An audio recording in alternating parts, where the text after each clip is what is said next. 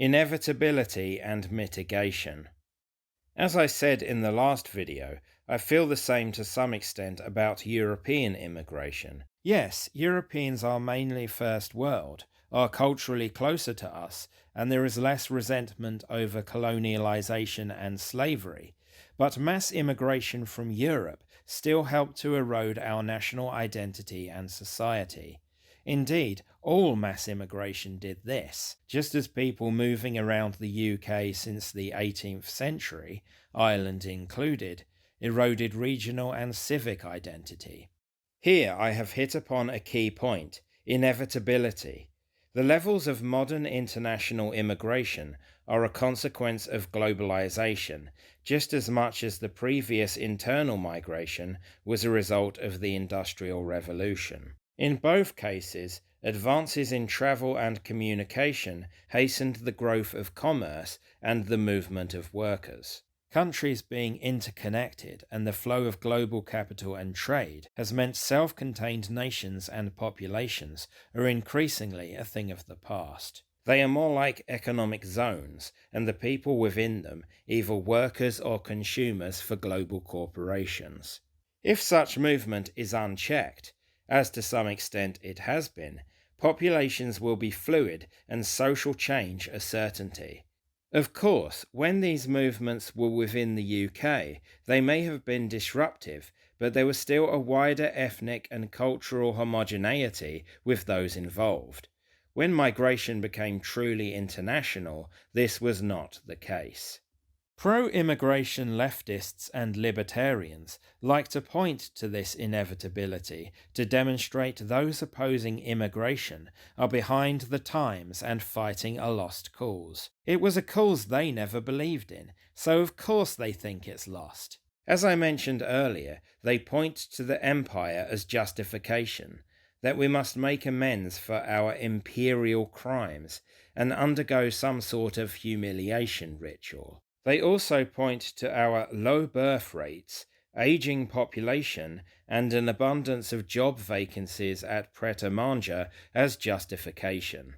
They are right in that we do have to accept circumstances change, which is the very nature of history and human experience.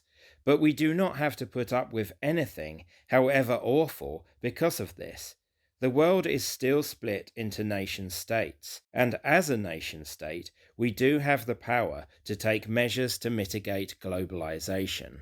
These could include not only closing the doors, but preventing foreign ownership of property and businesses, limiting or placing conditions on foreign investment, and using tariffs to protect our industries. We could subsidize our industries, train and recruit our own people, create domestic growth so foreign investment is not required. The UK does not have to be constantly up for sale or reliant on others. Anyone that thinks otherwise, or thinks that we shouldn't mitigate against globalization, is wrong. They do not know what is good for us or themselves, because the future unfettered globalization promises is a bleak one. The present is dire enough.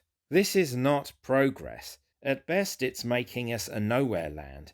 At worst, it's making us vulnerable to aggressive foreign cultures which do not share our liberalism and will take advantage. The first globalists. Ironically, with the ascent of the British Empire, we were creating such an engine of global change. All the European powers were.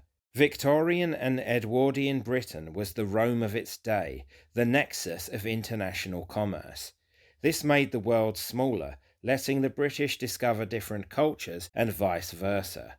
Those that could afford to travel, and the humble soldiers and civil servants sent out to administer the empire, brought back stories and artifacts of exotic climes. Enoch Powell himself was steeped in Indian culture, literature, and languages. Some returning Brits even intermarried and brought home spouses, raising mixed-race children.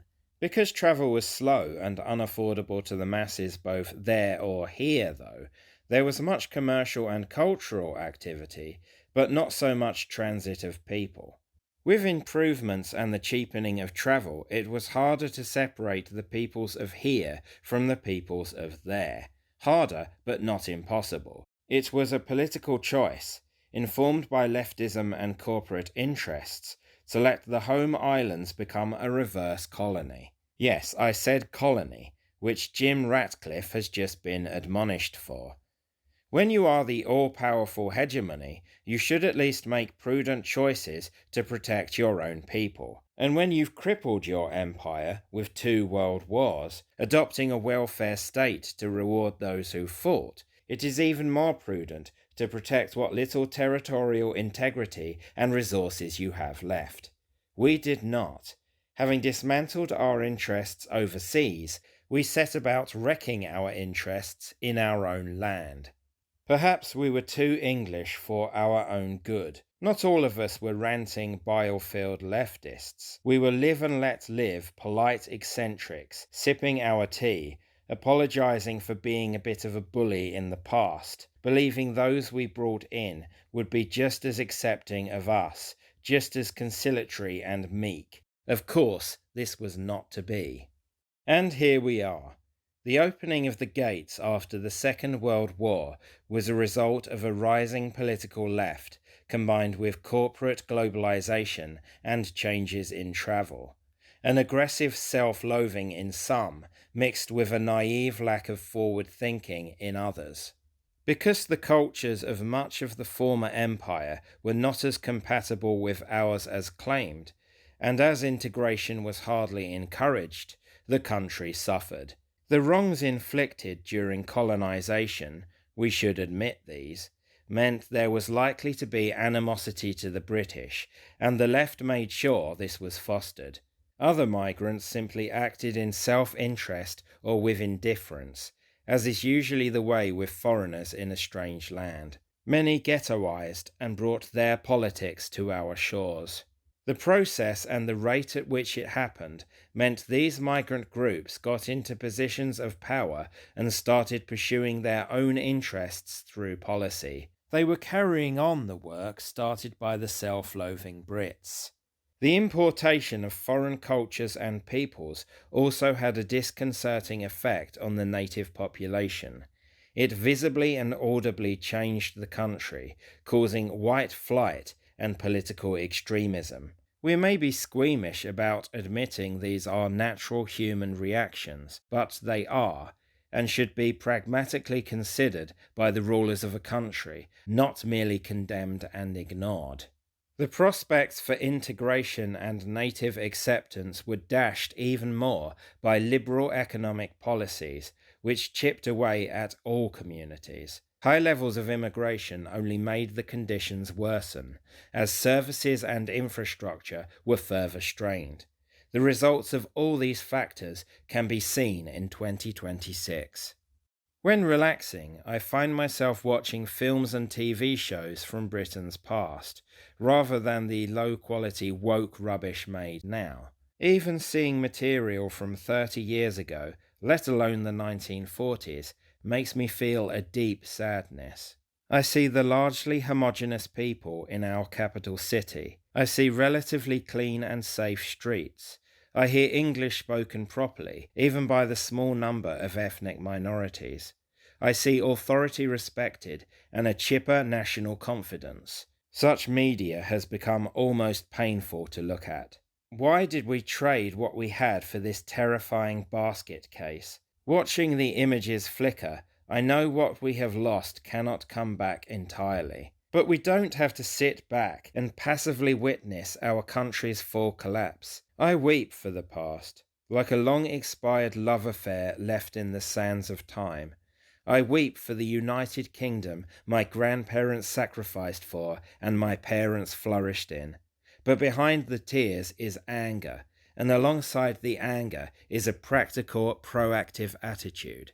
We have to dig in like the migrants and the leftists have. We have to lose the apathy and engage with the political system, get into the jobs and elected positions that matter. Then we can enact the vital policies we need, abolishing those that have caused this dystopia. This is our land. the one piece of the planet intended for us. It is where the bones of our ancestors lie, and where our descendants will carry on our people's story. Tell the Blairs, the Starmers, the Johnsons, the Badenochs, and the Farages, we are not going anywhere.